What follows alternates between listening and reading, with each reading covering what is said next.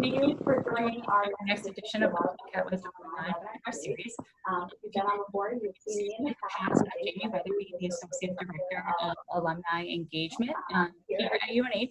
And I'm thrilled to be joined by a group of really impactful alumni who are involved with public policy, politics, and social enterprise. We're going to have an interview with these folks that's going to be led by Michael Ettlinger, who is the director of the Carsey School of Public Policy.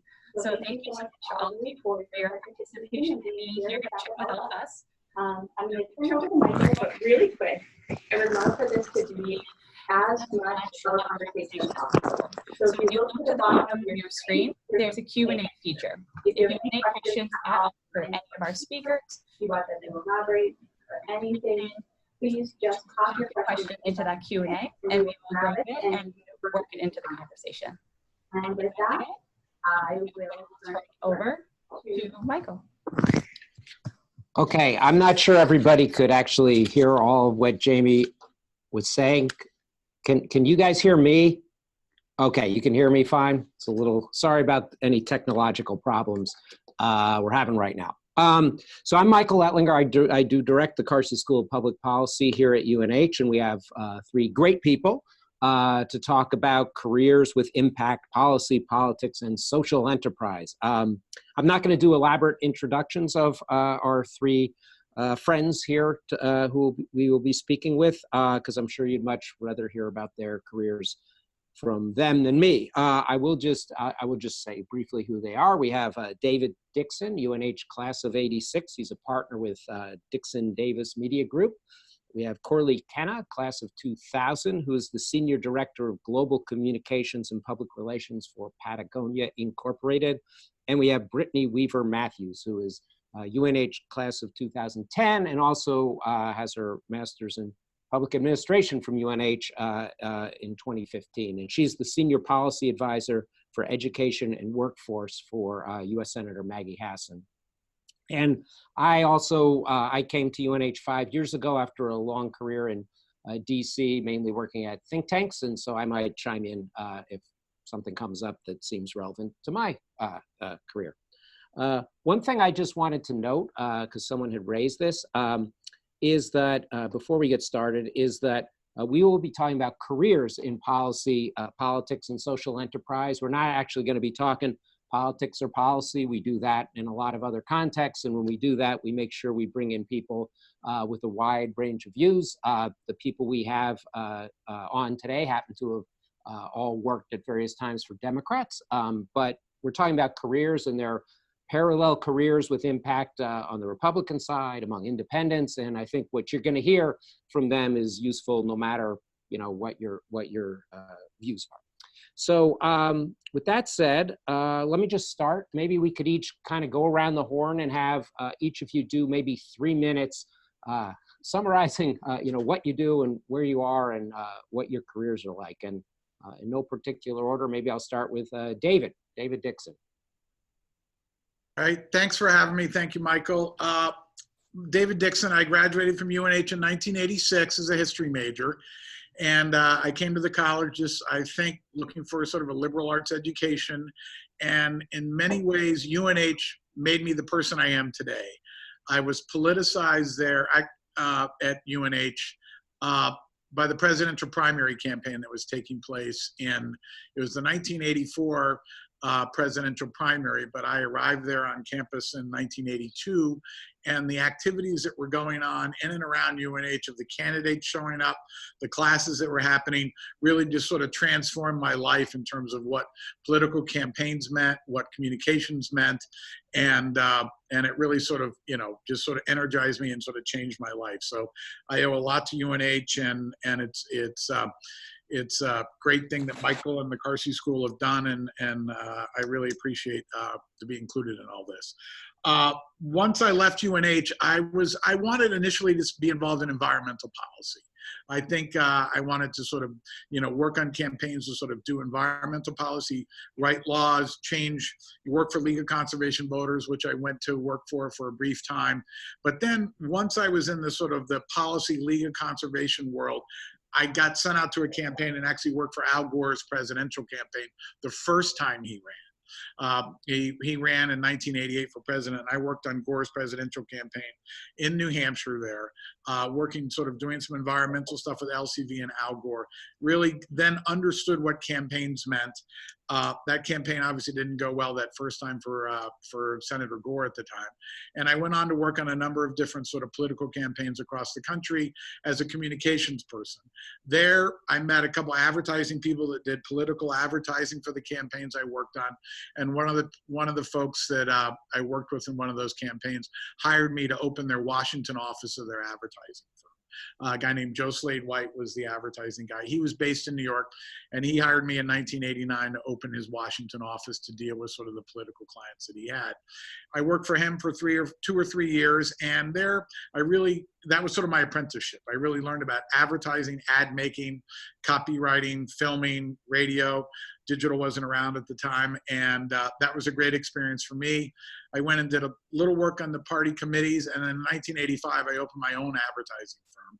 I was Dixon Media Group at the time, and then in 2000, I brought a partner on it, a gentleman named Rich Davis, and ever since then, we've really done political ads all across the country, primarily in purple states initially.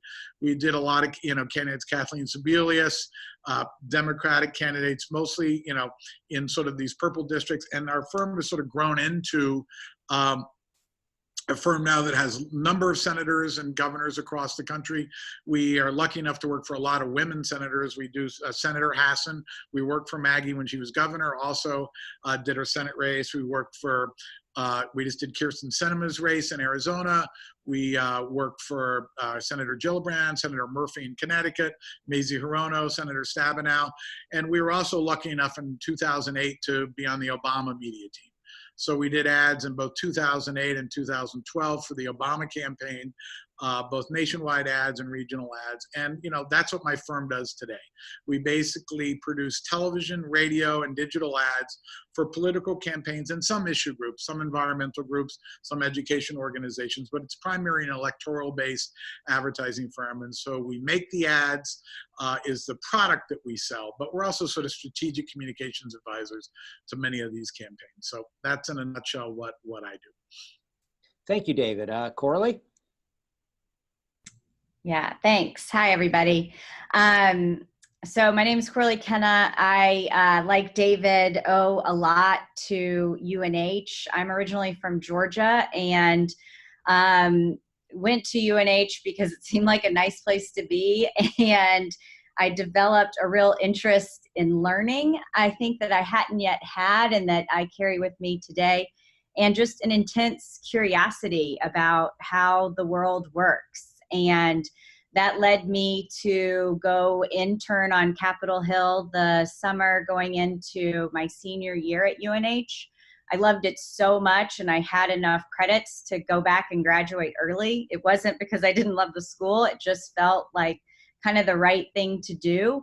Got a job working for a senator from Georgia and then kind of would go between working on Capitol Hill and on campaigns. Ended up working for Hillary Clinton and on a few different campaigns. And my last gig in politics was at the State Department with her, where I had the great kind of pleasure of traveling the world and working on people-to-people diplomacy.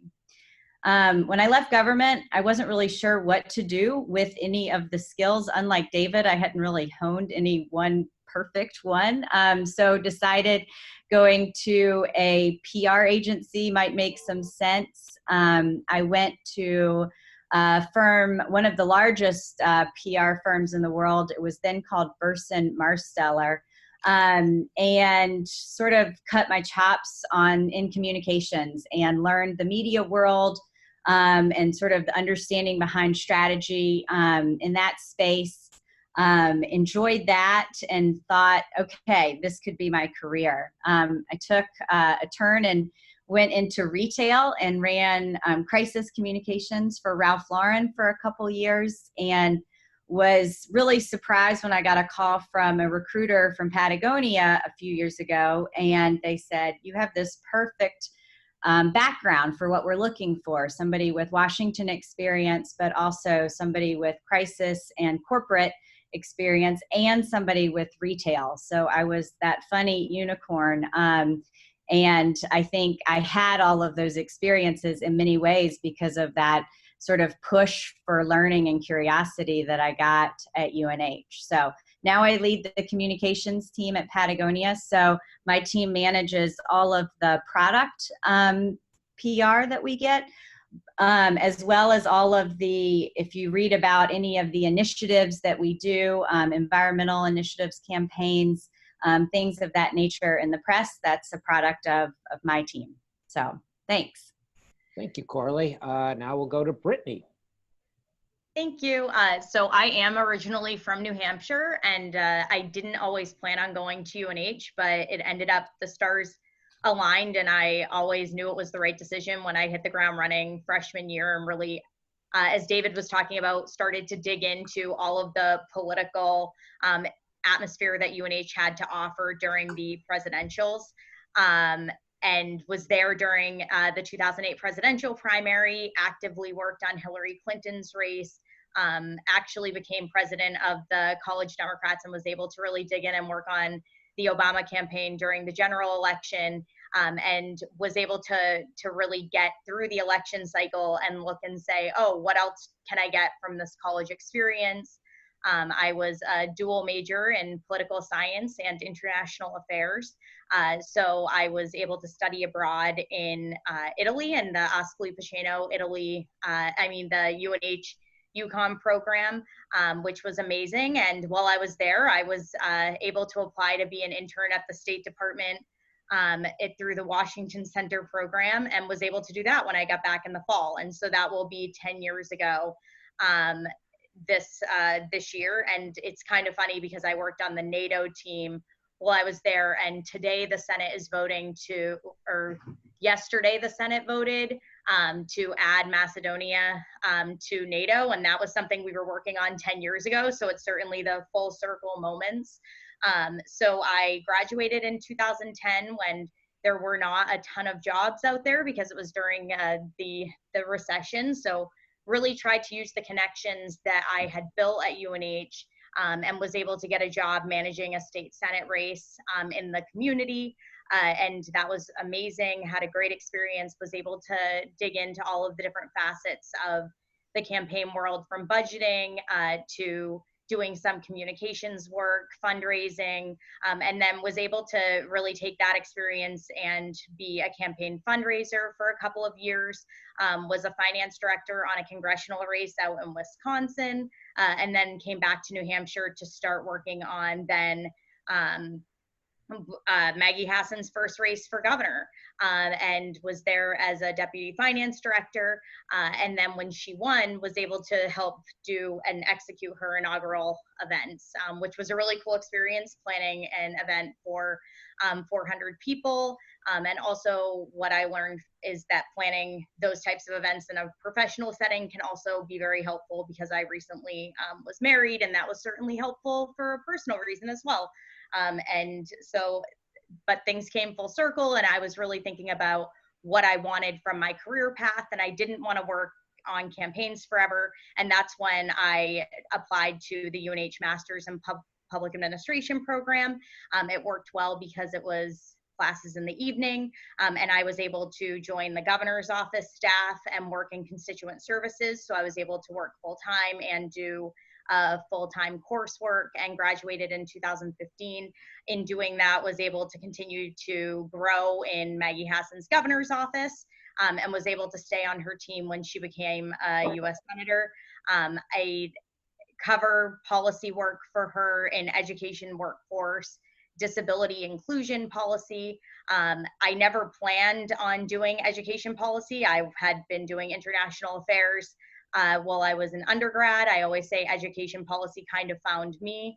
It was something I really believed in, and now I look back and I'm like, oh, I never thought I'd be as excited about a policy work when I kind of stepped away from foreign policy as I am now about education and workforce policy on the national level.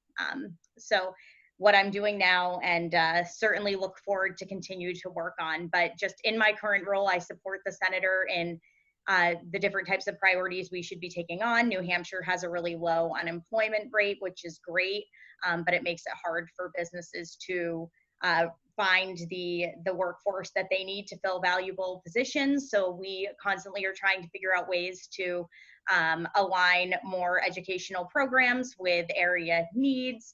And it's been kind of fun to continue to be able to work with UNH on a professional setting as well. So it's been a great experience thus far.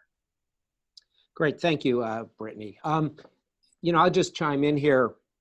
So all three of these people obviously kind of got into it through campaigns, and we have students right now who we have students who worked on the Trump campaign in 2016 and who worked on the Hillary campaign. So it's one of the paths in is definitely working on a campaign, which now is the time to be doing that. Personally, when I went straight into the think tank world, I just sort of found a job working in that space. So there's different paths in, but obviously the campaign route is particularly timely now, whether it's, you know, presidential, but also just, you know, there's going to be a big election come next November, and campaigns are staffing up now. Let me just, so each of you have, you know, as you've just described, you know, you're at successful places in your careers. One thing I'd just be interested, you sort of described getting the bug to some extent, but I'd also just wonder if if at any time did you ever think of, you know, instead trying to get a job with a Fortune 500 company and sort of working up in management? You guys could have been successful at lots of different things, I guess is what I'm saying. And what sort of drew you into doing things that were, you know, sort of more directly and intended to be societally impactful? Maybe Coralie, we could start with you. Sure. So I think what drew me to Capitol Hill at first was that desire to just be engaged with what was going on in the world, but also it was a lot of fun. It was just a really fun place to be. I was 21 at the time, and I stayed sort of on the Hill or in the campaign world until my early 30s. And it was this sort of, you get caught up in it, and that's part of it. You get deeper on the issues. Hopefully you get a little bit more poised, and you learn them well enough to communicate them in an effective way, and that's helpful. But also it is just a fun place to start. And I think, you know, now that I'm at Patagonia, which is arguably one of the most mission-driven companies in the world, I think I still find that. I mean, it's very competitive as a place to work, but the mission-driven nature of it keeps us all really engaged. We know sort of the marching orders every day on what we're supposed to do, and I find in your professional life, probably in any facet of your life, kind of knowing what the North Star is really important. And so the sort of that mission-driven nature of the company, I think, is what makes it special and makes us all want to be better employees and to do smarter work. Thank you. Brittany? Yeah, so when I was in probably middle school, I really enjoyed history courses, and I had always kind of saw myself as a teacher. And then in high school, I had this really amazing civics teacher. And in learning and digging into government and what the process was and what was at play there and how decisions were made, I had this full transition to, oh, I don't want to just, you know, be learning more about history or teaching. I want to actually be engaged in what that process looks like in real time. So I think that was when I kind of got the bug to be in this like policy driven, where be at that level where decisions were made. And then as far the campaign piece was just kind of part of that, but it certainly was never where I saw myself in the long term. So I think speaking to that like North Star of where you want to be. But I think it's also, I learned that I needed to be flexible about the different types of issues that I worked on. But to always keep in mind, you know, do I believe in what I'm working on? Do I think I'm serving a greater purpose than myself? And that was always something that was really important to me. And so I think that's kind of what brought me where I am versus working more in a private industry and not necessarily having that. So David, I've seen your ads and you could sell anything. So how come you do what you do?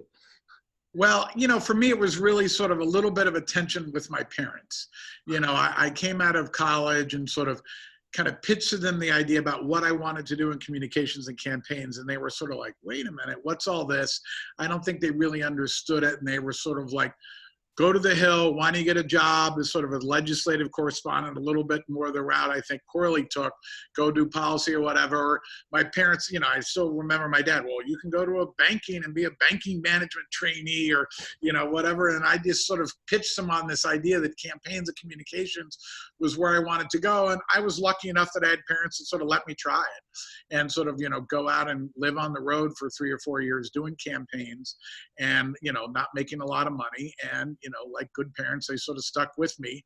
And ultimately, I think through what I became, they understood how powerful communications are, and I sort of learned for myself and sort of taught them within our family. And as I think all of us have learned over the last 25 years, how important communications are, whether it's in, communicating from policy and some of the stuff, Michael, you used to do in terms of like how economic policy or healthcare policy is communicated, or what Corley does and how you're communicating on sort of social interests of corporations and what they're up to, or political campaigns, what I do. And so, that was sort of the sort of journey I had in my house and in my life on how I got to do it. And in terms of advertising, I have had that choice. I've had a lot of corporate people come to us that you meet through campaigns. You often meet a lot of donors. You meet a lot of people around the candidate that do run companies and things like that say, hey, that was good. You work fast, you're nimble. Political campaigns, it's funny in the corporate world, they'll take months or 2 months to put a whole advertising campaign together. Sometimes we're required to make an ad within 12, 24 hours and turn it around. And, for me, it's just about making a difference. I've always, as I said, started in sort of the environmental world. I've been a little more progressive on my politics. And, I've been real comfortable sort of just doing it and trying to make a change. And, I've been lucky enough to sort of make a business out of it. Great. So it's interesting. I mean, to some, you've sort of, each of you touched on this a little bit, but I'd be interested in hearing, like, to the extent to which in the back of your minds, you might have had a plan at any point, or whether this was all just sort of, one thing appeared in front of the other at different points in your career. And one thing before I point at you, I just want to say, I understand that Jamie's audio wasn't great at the beginning. Just if you do have questions, there's a box that you can type in your questions, and then I'll sort of moderate the questions and impose them for those of you on the webinar. So I don't know, Brittany, why don't you start? Like, when did it become a plan, I guess, or did it ever? So I think there's like it's totally a mixed bag there. And I meet with a lot of interns on the Hill who are like, tell me about what you did. And I feel like I'm a broken record in kind of talking through my like life history, and which is always kind of funny, but I've always like looked back and been like, I had to remain flexible, but also keep the overarching goal in place. So that overarching goal was always to work on public policy and to really be in that more official capacity. But that being said, like, I was okay when I first graduated working on campaigns because I knew I was elevating, issues that I cared about, but it was not through the way I ultimately wanted to do it in the long term. And I think, so that was one way of, I was willing to do that knowing that I still wanted to eventually end up in the policy sphere. Whereas I think there are people that I've met who never were necessarily open to that track and wanted to go straight to Capitol Hill, straight into an official office, which is fine too. I think the other area was that I always really wanted to work on foreign policy, and certainly crafted my entire undergraduate experience around that goal. And then I've realized, oh, I really am terrible at foreign languages. This is probably not something I'll ever be overly successful about it. Successful in my life, so maybe I should think about other things. And then working for a governor, you also have to remove that a little bit because you're working on domestic policy. So those were two areas where I tried to be flexible, but also keep the overarching goals in mind. And I think that I always encourage individuals to be really open-minded, but also do things that you enjoy and like, because that's the most important thing. David. You know, I'm not sure how it actually worked. I was lucky enough to have people that encouraged me.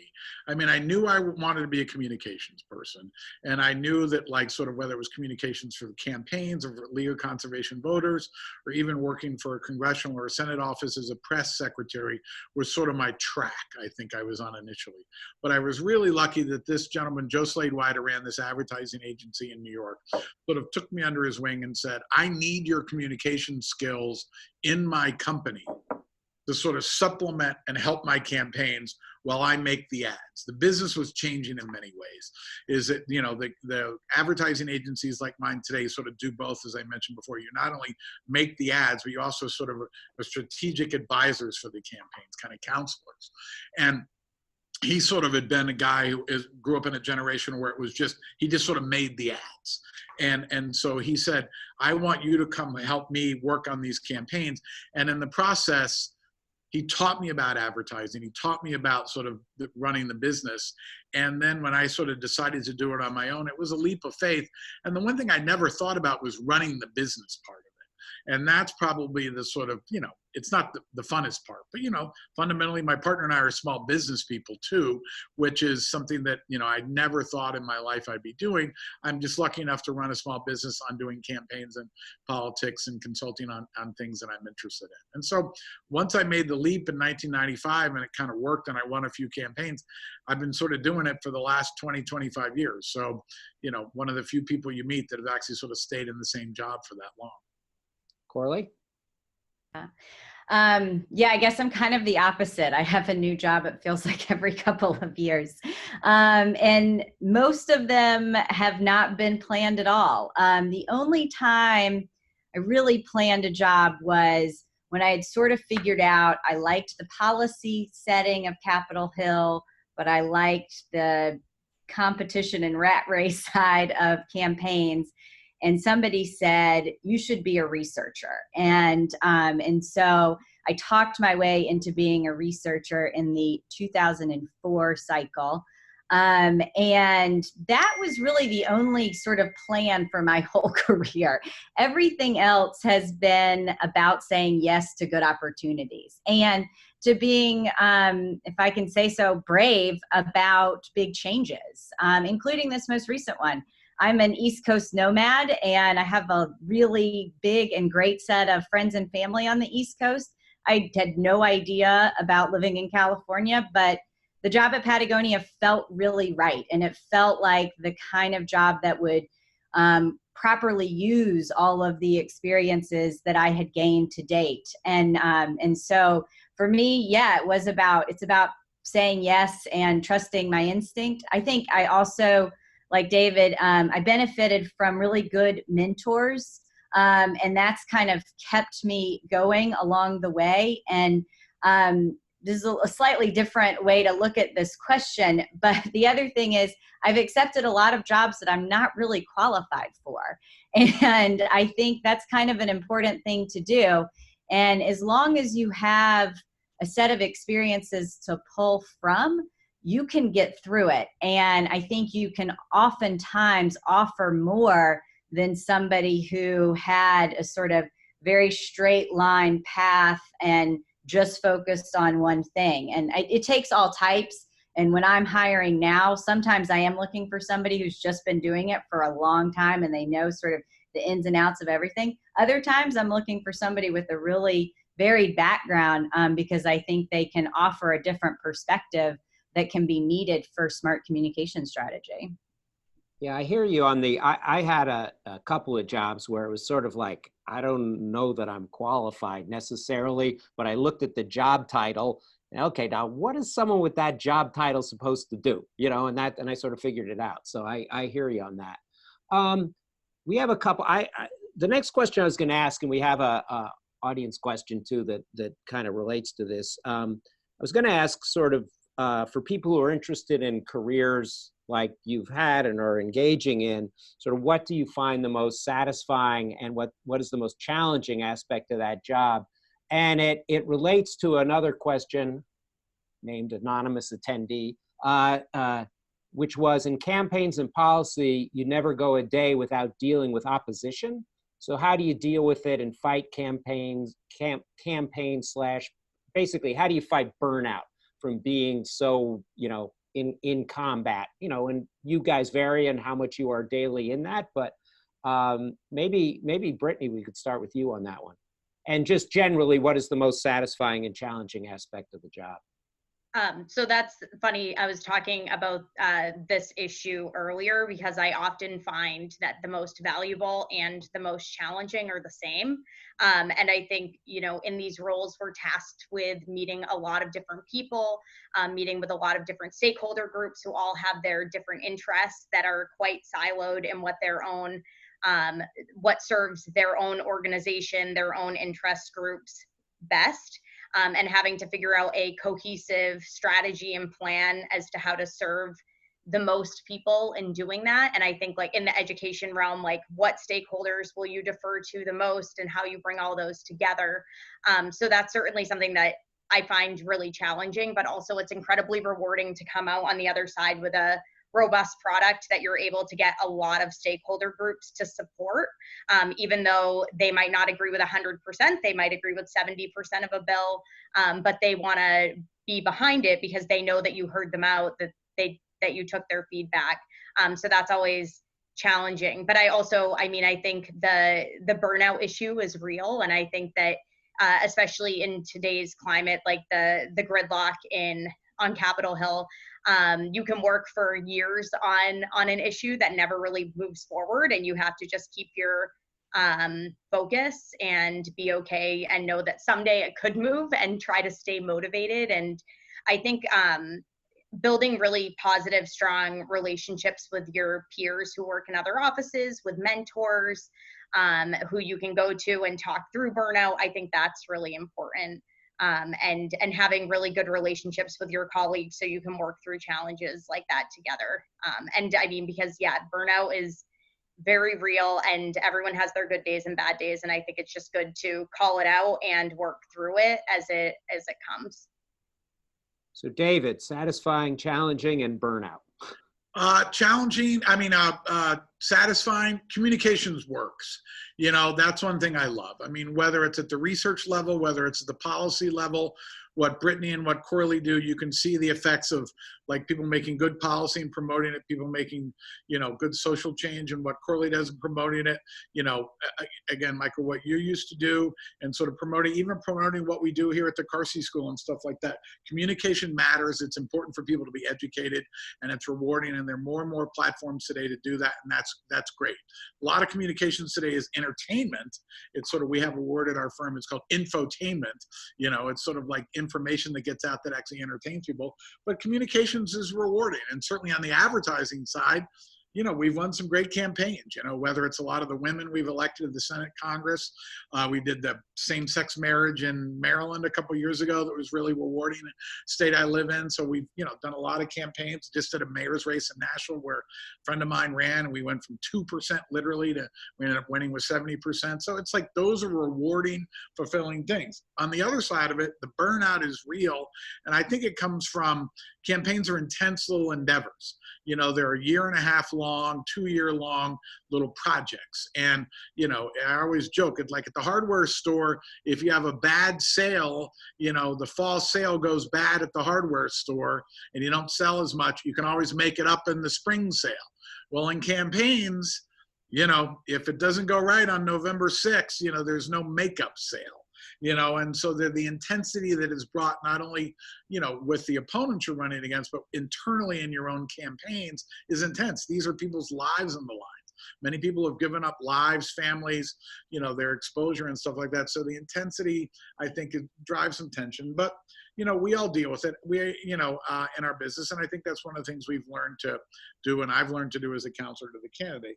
I will say, though, Trump has changed things. And the disruption that both Trump has brought and the disruption in sort of how media is changing and how people communicate is a fun challenge. You know, there's some nights where everyone thinks things are disoriented and there's so much disruption out there. On the other end, for someone like me who's been doing it for 25 or so years, you know, this new platforms of how people are communicating and what Trump is doing, for better or for worse, you know, he has changed things. And I think sometimes it's challenging, but it's also rewarding understanding that. Thank you. You know, Corley, I'm gonna, just because, you know, of time and I want to get to other questions, I'm gonna ask you a question. I think I'll ask you and David this question that came in from one of the people watching, which is, what advice would you provide to a junior in communications who is leaning towards media studies, and what kind of internship should they be looking for the summer of 2019? Great question. So I can't say it enough that learning how to write really concisely and coherently is one of the most important skills you can bring to any job ever, especially a job in journalism, media, communications, PR, advertising. Know how to write. And it's shocking to me how few people can craft really clear sentences. And look, it's fundamental in how you communicate with your colleagues, how you ask people to do things for you, which you find you have to do all of the time in the professional setting. And so knowing how to write really well is really fundamental, I think. As for a first internship, you know, I think kind of to David's point that the media environment that we live in right now is so interesting. Going to, if you can, a national newspaper or other kind of national media outlet would be kind of a fascinating place to start out. Being a press aide on a campaign or on Capitol Hill, also really great place to be exposed to a lot of incoming, and I don't think you could go wrong with any of those three. Yeah, and there's a lot of, you know, there are a lot more media outlets now. I mean, there's major national newspapers, but there are all these online things too. And I will just say, when we were creating the Masters in Public Policy program here at the Carsey School, one of the things I did was I went around to people I knew and other people, asking them, like, okay, when you're hiring in jobs that you would be hiring someone from an MPP, what are you looking for? And every single person said something about writing. So it's actually is something we really focus in our programs, not just the MPP, but the other programs, on communication skills in the context of, you know, policy and public administration and community development. So, David. I think Corley nailed it. I don't have a ton to add. You know, the only thing I would say is, if you have the ability, do get in the communication shop at wherever you're talking about. If you're truly interested in communications, you know, get in the communication shop in a legislative office. Even in some of these media outlets today have communication shops within the communications. You know, so Facebook has a communication shop. These newspapers and these outlets actually have communications that do communications internally in their own organizations and externally.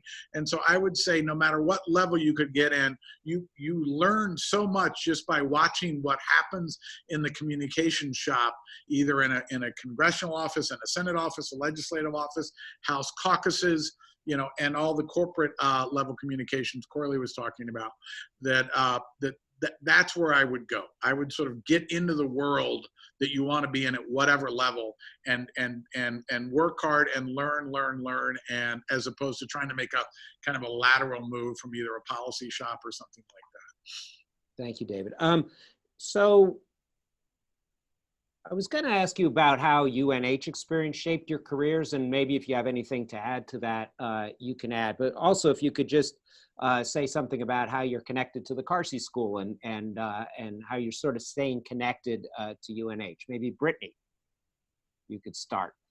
So I received my master's in public administration before the Carsey School had taken the MPA program, but still certainly feel some connection there, and stay connected with the school on Facebook, do things like this. A way that I've chosen to stay connected to the UNH as a whole and in my life in DC is I'm actually the co-president of the Alumni Association down here. So we do alumni events, and that's a great way to stay connected with other alumni in the region. And also there's some great annual events that UNH hosts. We have one coming up next week with Senator Shaheen and President Dean talking about global policy. And so it's been a really cool way to stay tuned in. Thanks. Corley? So probably the most important way that I'm still connected to the school is the number of friends that I'm still in touch with and visit with very, very regularly. In fact, I often go to Boston and then Atlanta just to make sure that I see everybody. And I think you can't overstate the importance of friends. And back to the burnout question, I think one of the more important ways you can fight burnout is to lean on your friends, and especially your friends that are in your same line of work, but even those that do things that are totally different. I reconnected with Michael at a Clinton event or something a few years ago, and am now connected to the Carsey School, which has been great through the advisory board. And I also stay close to a couple of the professors that I had, and it's been fun to kind of keep them posted on my career. A few of them have written books that I've gotten to help them research. And so I feel like UNH is a big part of my life, and in many ways kind of becoming even more a bigger part of my life, which is great. Thanks. David? Well, I stay first connected through my interest and love of hockey. My wife works for the Washington Capitals, and so I go to a lot of games, and I see Rod Langway probably twice a week, and I follow a lot of the UNH hockey grads, and in addition to being politicized in my campaign work, I fell in love with hockey at UNH, so that's one thing that's important to me. The second thing is probably just the campaigns I've worked on in New Hampshire. Certainly relationship with Governor Hassan, and then now Senator Hassan. When she was governor, as Brittany can tell you, we did a lot of work on tuition, freezing tuition, working with the university, and just sort of staying in touch with the politics and sort of the campaigns, and even the Republicans, the Tom Rass and people like that. It's been a very bipartisan approach over the years. And now being, hooked back in with Michael and the Carsey School, I think that this is awesome, what the Carsey School has done and what Michael has done in the last 5 or 6 years here. And I see it as really sort of a three-prong approach. It's not just the campaigns that sort of, you have access to, but it really is the public policy, how you make a difference in sort of the city level, the county level, the county commission level, the healthcare, the stuff that you guys are churning out, folks that are sort of making a difference in people's lives, because these local issues matter more and more, and you're training people for that. And then the third thing is people running for office. And I was just so excited. We were up there at a meeting the other day, at an advisory board meeting, and one of the graduates, the Matt Wilhelm gentleman, he'd worked on campaigns, he came back and got a policy degree, graduate degree, under Michael there, and now he's an elected official in New Hampshire.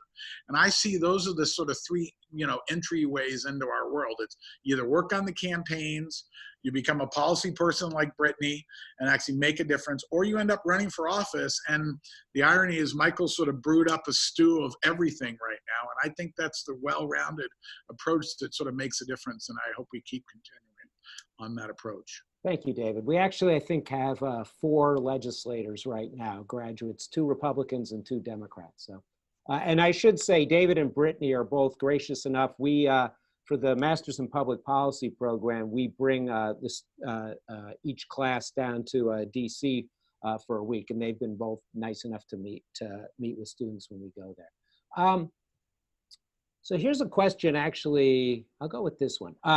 This one's just for David. David, we watched the Facebook Dilemma in class, which was Mark Zuckerberg documentary and how it affected the elections. when you were doing advertising, did you ever find Facebook as an issue for any of the campaigns you worked on? Yes, they're very pesky. Facebook does not have the same regulations that TV and radio stations and cable stations have. The Federal Election and Federal Communications Commission regulate TV, radio, and cable stations in terms of what you're allowed to put on the air for advertising.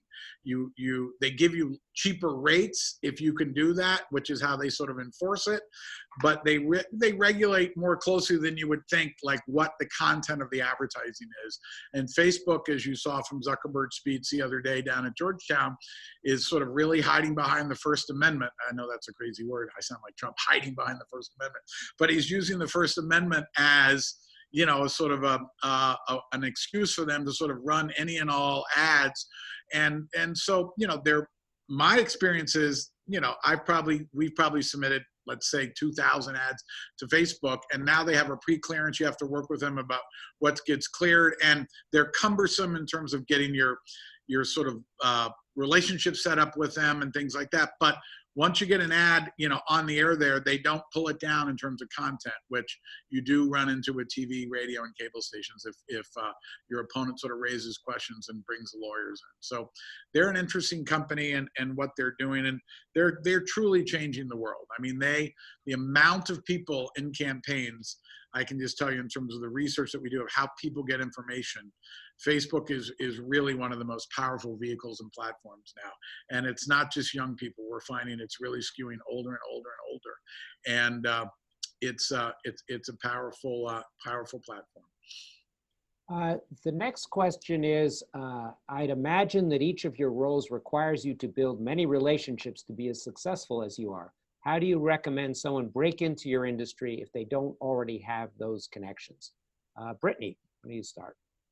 So I would say is that don't overthink that. If you know one person, you know their network. So I think you start small and you go and you talk to the people you know, you talk to your professors, like you talk to who, and they'll connect you to their people, and you'll be really surprised as to how quickly that network blows up, and all of a sudden you're at a networking event and you're meeting 50 people who might be relevant to you. And I do think, you know, being in DC now, something that I've struggled with is that like constant meeting new people, trying to make those connections. But I often do meet with interns who are on the Hill, and they're like, but I don't really want to go and talk about myself. And I'm like, no, but that's the point. People love it when you share what you've done. They'll share what they've done. You'll learn from each other. And that's really the best way to get your foot in the door. And I would also say, you know, don't get overwhelmed if you don't have a connection with someone. I mean, if someone emails me, I'll meet with them. And that's true for a lot of Hill staff. You know, you don't necessarily need to have a pre-existing relationship to do an informational interview with someone. So I think, you know, emailing someone and saying, hey, I noticed you're UNH alumni. I'd love to sit down with you. That's something that you certainly can do. So, but yes, I mean, a lot of it is connection based. I got my first job because I had worked with someone who was a sitting state senator who knew me through doing some campaign stuff. Every job I've had except for one, actually even that, most of them have been based on some type of weird pre-existing relationship web, even if I didn't know it at the time and learned later. So I do think that connections are important, but you can continue to develop those and always feel like you can reach out to your UNH community, and that's helpful. Yeah, and if I'm going to just jump in and add two things. One is like one job I got because I played hockey with a guy, so you know you never can tell. Yeah. But I would also say that keep at it. Like I have hired people. I mean, I'm thinking of one person because I just ran into him last week. Who I hired him in DC because he happened to sort of come in for an informational interview through no connection. He just like sort of literally walked in the door, and I said, sure, I'll talk to you. And it happened to be, I was desperate to get someone with a skill set approximating his when he walked in the door. And so, you know, some of it is just like, you know, I wouldn't get discouraged is what I'm saying, you know, keep at it. Because sometimes you can get lucky, and the first thing you try, magic happens and you get the right connection, you get in the right door. But you know, that's just luck, right? And sometimes it may take knocking on 30 or 50 doors before you happen to knock on the one where they're looking, or they know someone who's looking for what you know you have to offer. So Can I just add one quick thing? Just because of that example, Michael, that you just had, we had a UNH student who applied to be an intern because they were graduating early.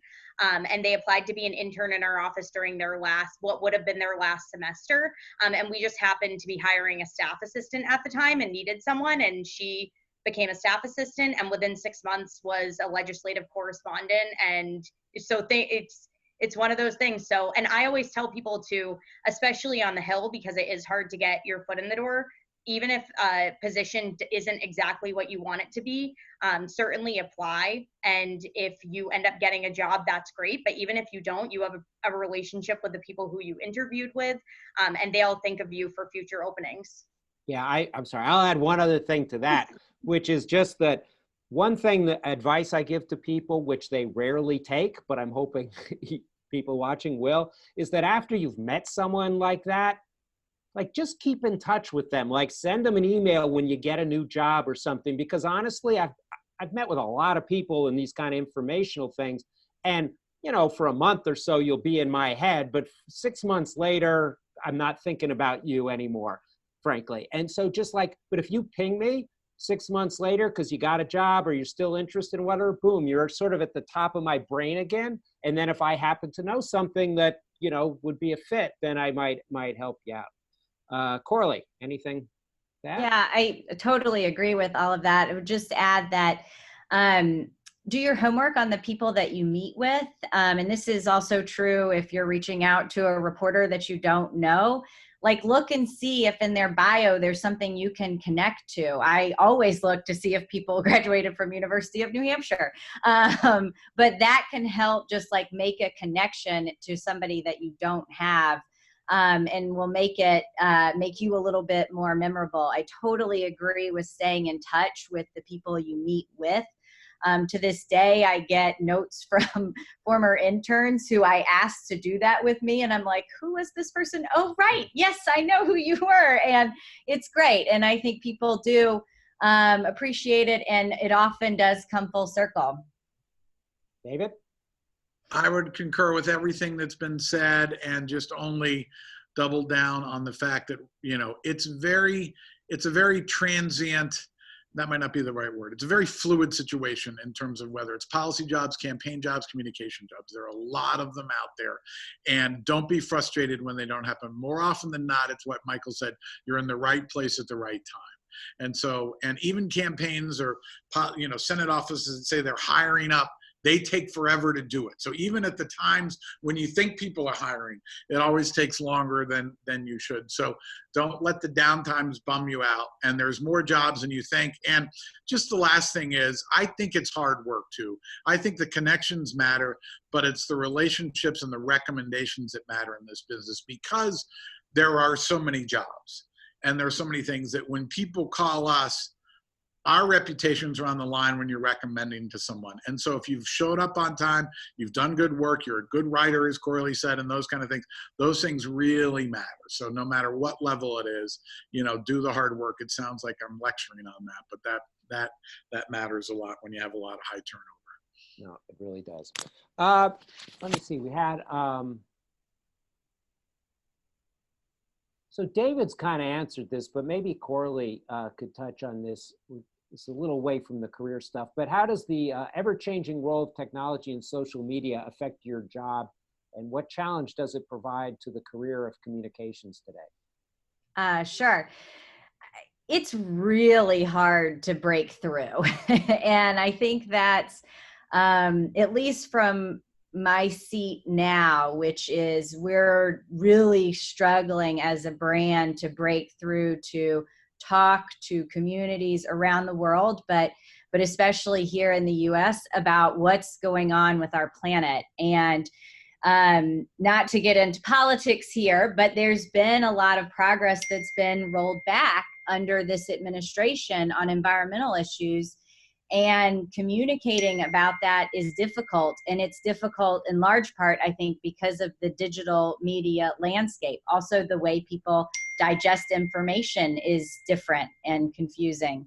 And there's, you know, it's a matter of like finding that balance of a tweet, a text, long form video, and everything in between.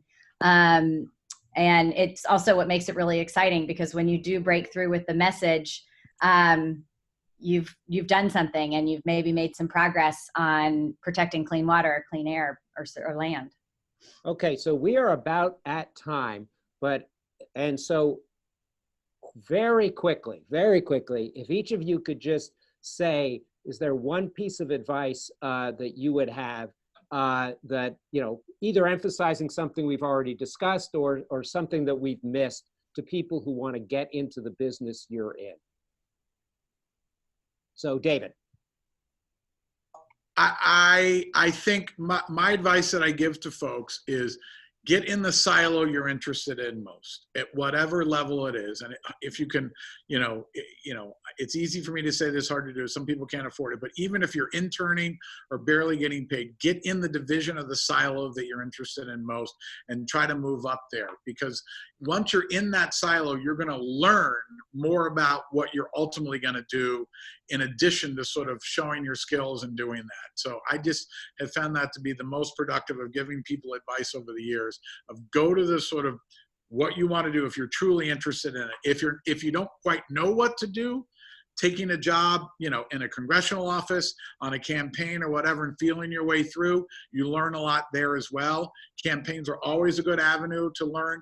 Same, being an LC on the Hill isn't bad, or in the state legislatures doing that. But if okay, I'm cutting you off, David. All right, go. So we're at the Corley.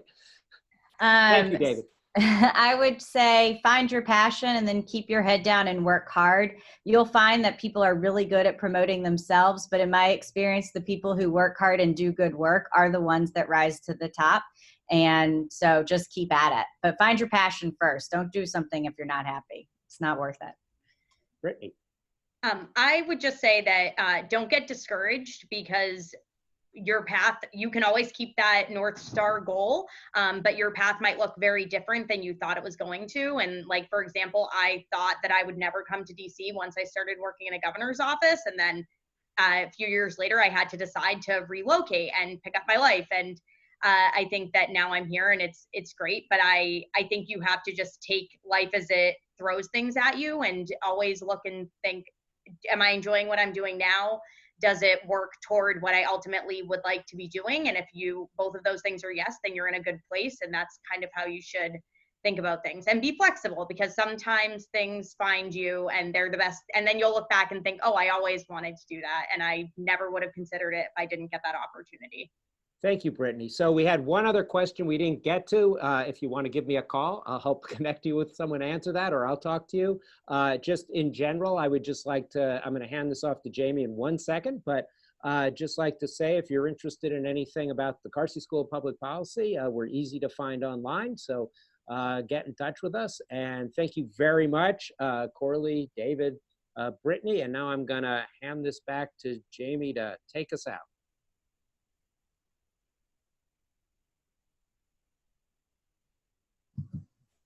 We're doing the mic swap. We're sitting in the same room. So thanks for bearing with us. That's what happened at the beginning. Thank you so much for joining. I just launched a poll. We're always trying to improve our programming, make things run better, improve our content. So if you wouldn't mind, before you jump off, just filling that out. Otherwise, I really sincerely appreciate all the time of our incredible speakers. You've got tremendous careers and great advice. So thank you for all of the time that you've put in. Not just in this very moment, each of you have really helped and worked with me and with Michael a handful of times before leading up to this day. So it's not just this moment, it's been all the moments leading up to this amazing webinar. So thank you so much, and I appreciate it. We will have a recording of this webinar that we will send out an email to everybody who was able to be on, in case you want to revisit anything, and we'll send it to the folks that weren't able to join as well. So keep an eye out for that. But thank you very much. I hope to see you at the next webinar that we host.